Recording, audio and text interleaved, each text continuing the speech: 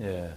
이러한 것은 우리 한반도 안보에 궁극적으로 어떤 그 안정이라든지 아니면 위기라든지 이런 차원에서 어느 방향으로 갈 거로 판단됩니까? 이렇게 봅니다. 이제 이렇게 되니까 중국이 이게 미국이 이게 그냥 말로만 하는 게 아니구나. 이제 행동으로 뭔가 보여주겠구나. 이렇게 되면 이제 중국이 북한에 대해서 지금까지와는 다른 강도 높은 압박을 가하게 될 것입니다. 예. 그 추이를 우리가 한번 들여다봐야 되는데 예. 과연 그럼에도 불구하고 북한이 물러설 것이냐. 이건 조금 더 두고 봐야 될 것 같아요. 예. 북한이 만일 중국의 압박을 견디지 못해서 근데 사실 궁극적으로 보면은 중국이 북한에 대해서 원유를 끊고 식량을 끊고 무역을 끊고 이런 정도로 한다 그러면은 북한이 6개월 이상 저는 버티지 못할 거라고 봅니다. 예. 근데 중국이 과연 아까 제가 말씀드린 것처럼 완충지대인 북한이 붕괴되는 것을 과연 허용할 것이냐. 이건 저는 조금 의구심을 가지고 있어요.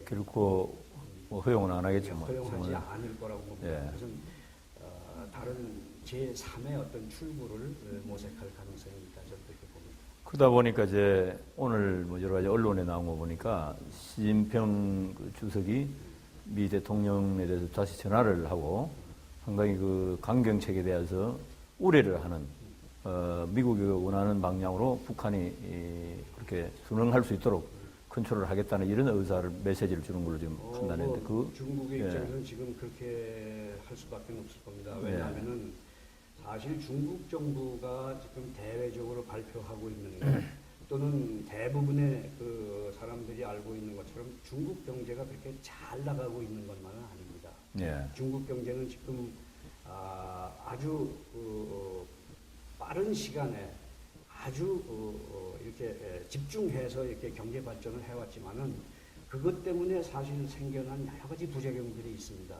지금은 이제 그 규모가 커지고 또 경제 단위가 달라지고 이렇게 되기 때문에 과거처럼 7% 이상의 성장을 해갈 수가 없거든요. 예. 그래서 중국이 그것 때문에 사실은 빈부격차가 굉장히 커졌습니다. 이런 문제들을 해결하려면은 계속해서 경제 번영을 해 나가야 될 텐데 만일 이 안보 문제 때문에 미국이 중국에 대해서 아까 말씀드린 여러 가지 세컨더리 보이콧을 비롯한 여러 가지 경제 제재를 가하게 된다 그러면 중국이 이거 사실 쉽게 견뎌내기 어려울 것입니다.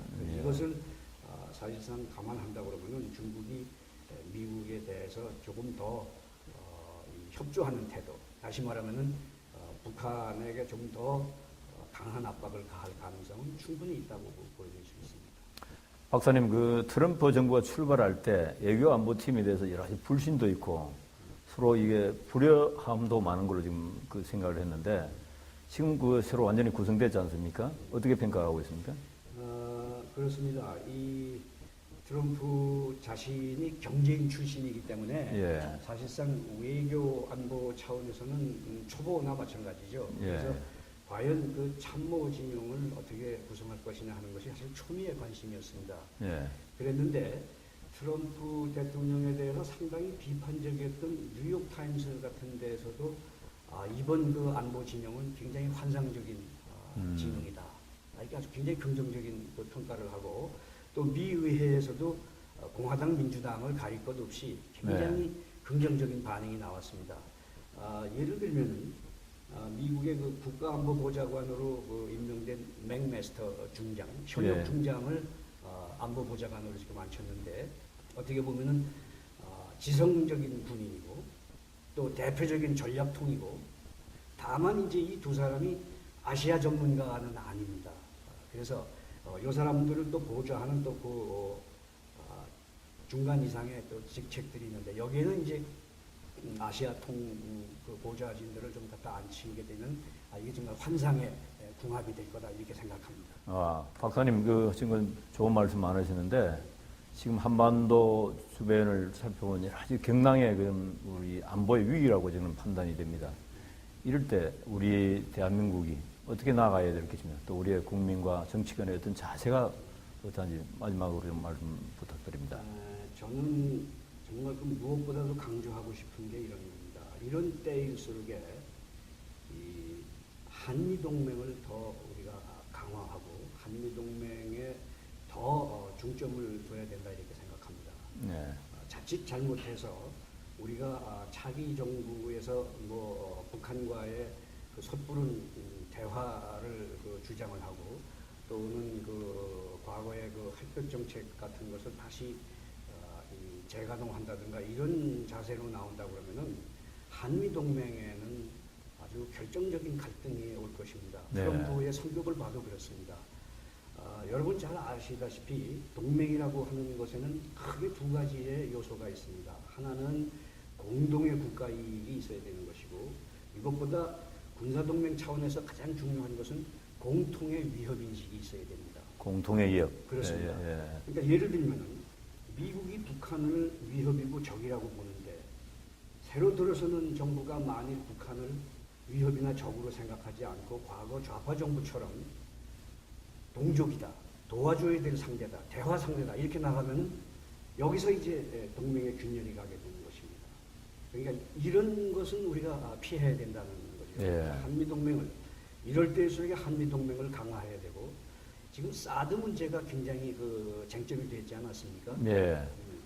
그런데 사실 이번에 미군 기지와 한반도 유사시에 미 증원군이 들어올 수 있는 항만과 공항을 보호하기 위해서 미군 자체 예산으로 이번에 사드 하나를 들여오는데 이렇게 큰 우여곡절을 겪었습니다. 네. 근데 사실 이번에 들여오는 사드가 송주에 배치가 되면은 수도권을 포함한 중부지방은 사실 그 보호막으로부터 배제가 되어 있습니다. 어렵죠. 예. 그래서 이 새 정부는 말이죠. 적어도 사드 2개 포대 정도를 우리 예산으로 더 사들여 와서 수도권을 포함한 한반도 남쪽의 전 지역을 커버할 수 있도록 만들고 예. 그렇게 해서 국민들과 국토가 안전하게 지켜질 수 있도록 해야 되는 게 이게 큰 책무다. 지금 사드 문제와 여러 가지를 봤을 때에 중국이 우리에 대해서 이렇게 압박을 가하고 있는 것은 그동안 우리 경제가 수출 창구 차원에서 중국 의존도가 굉장히 높았기 때문에 그렇습니다.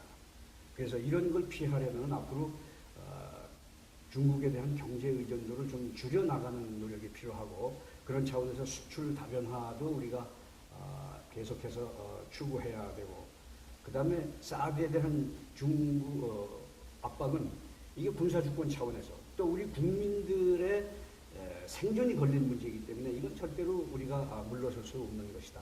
그래서 국민 모두가 이 문제에 대해서 결집하고 이렇게 해서 안보를 다져나갔으면 하는 것이 개인적인 소망입니다. 예, 박사님 오늘 좋은 말씀 감사합니다.